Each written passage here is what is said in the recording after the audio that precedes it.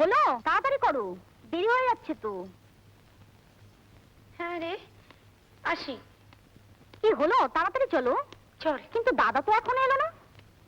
সত্যি তো। মা, মা, মা, বলছিলাম যে আপনার যাওয়াটা কি খুবই দরকার? হ্যাঁ মা, অরিন্দম অনেক করে লিখেছে, না গেলে বড় কষ্ট পাবে। আর আমি তো কয়দিনের মধ্যেই চলে আসবো। না মানে আপনি না থাকলে? আমি না থাকলে কি? আপনার মতো আমি তো ওর দেখাশোনা করতে পারবো না। খুব পারবে, মা না থাকলে খুব মজা করে থাকতে পারবে। তুমি থামো তো। মা, আপনি যাবেন না। মা চলো তো, ওই তো দাদা এসে গেছে। আরে জয়ন্তী, তুই কখন এলি? এই তো তুই অফিস চলে যাবার পরেই। মাকে কিন্তু নিয়ে যাচ্ছি দাদা। মাকে? কেন? ও বললো তোর জন্য তো মা এতদিন আমাদের বাড়ি যেতেই পারতো না, এখন বৌদি আছে তাই কিন্তু মাকে জোর করে ধরে নিয়ে যাচ্ছি। অরিন্দম বলেছে? না তুমি? না না, আমি কেন, অরিন্দমই তো বলেছে। এই দাদা, কেন মা কি আমার সাথে যেতে পারে না? মা কি শুধু তোর একার? তোর সাথে তো বৌদি রয়েছে। হ্যাঁ তা আছে, কিন্তু মা। কিন্তু আবার কিসের? আমি তো কদিনের জন্য যাচ্ছি, তোরা দুজনে হেসে খেলে সংসারে ভার সামলে নে। আমি তাহলে আসি। থাক থাক থাক, এই ওটা আমার দে, তুই বাক্সটা ধর।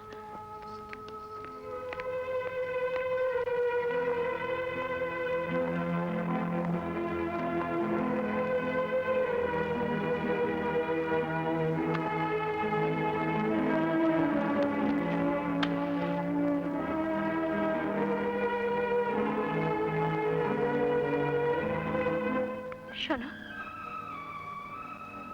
আমার কোনো দোষ নেই। মা কিন্তু আমার জন্য, শোনো, বিশ্বাস করো।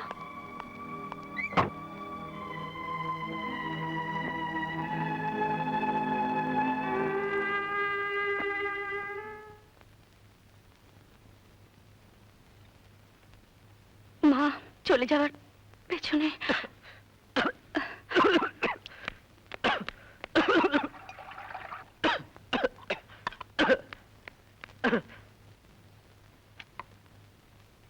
বিশ্বাস করো, আমার কোনো দোষ নেই।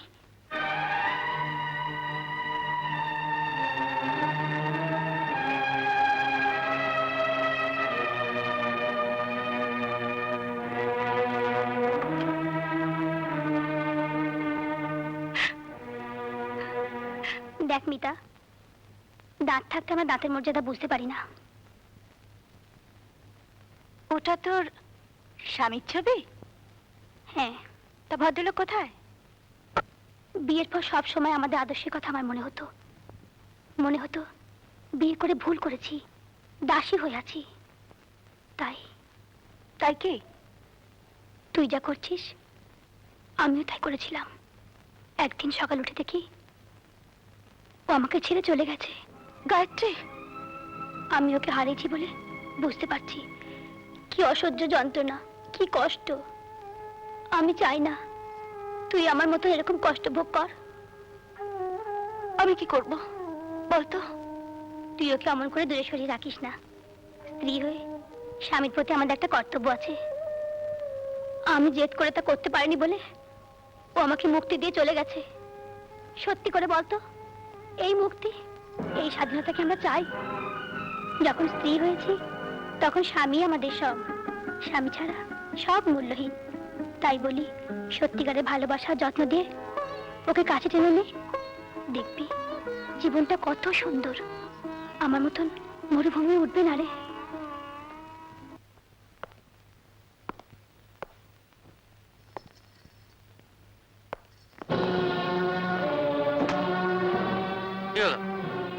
আমার ছেড়ে দিলে কেন? আমাকে ছেড়ে না তাই? তুমি মদ খেয়েছো? একটু একটু খেয়েছি। শোনো না, আমার গায়ে হাত দেবে না। তোমাকে হাত দেবো না কেন?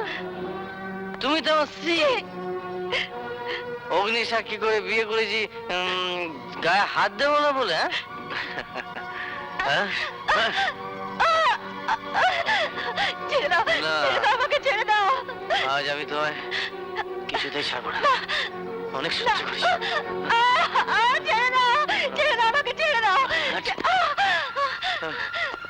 এই, কোথায় যাচ্ছ, হ্যাঁ? হ্যাঁ? এই যে এরকম কাছে পাবো না। ছেড়ে দাও, ছেড়ে দাও আমাকে। না, না,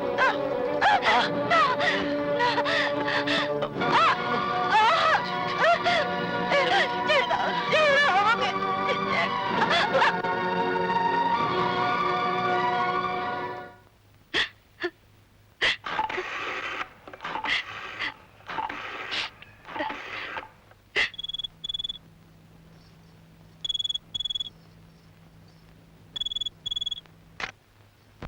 হ্যালো, হ্যালো, কে বলছেন? হ্যালো,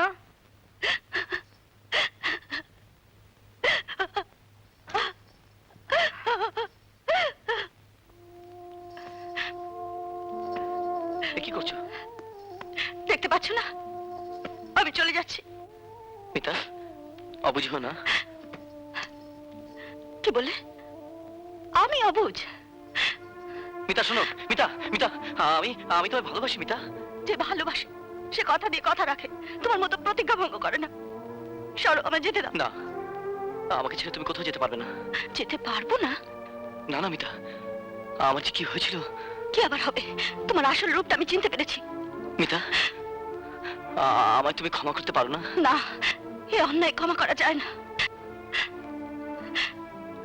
ঠিক আছে, আমি এখানেই থাকবো, কিন্তু যে ঘৃণা আজ আমার মধ্যে জন্মেছে তা আমি কোনোদিন মুছে ফেলতে পারবো না। আমার আমার দেহটা তুমি পেলো, আমার মনটা তুমি কোনোদিনও পাবে না। মিতা, আজ থেকে তোমার মিতা মরে গেছে, মরে গেছে, মরে গেছে।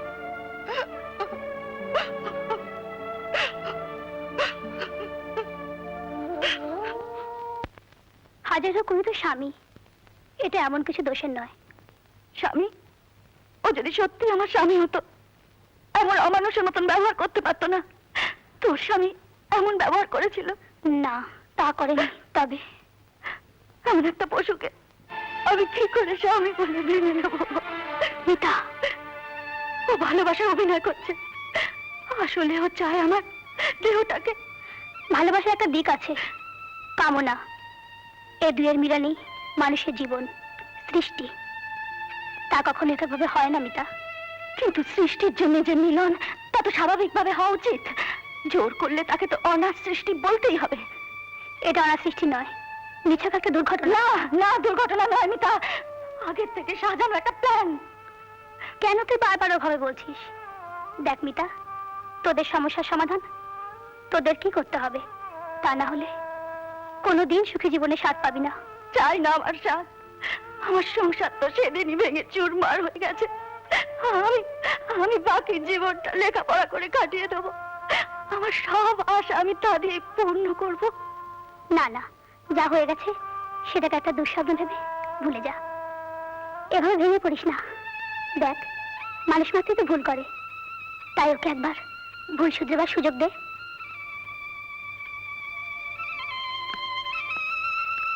জানতো বাবু, এটা কিন্তু আপনি ঠিক করেননি। একটা জ্বলন্ত প্রদীপকে ঝড়ের সামনে তুলে ধরলে সে তো নিভবেই।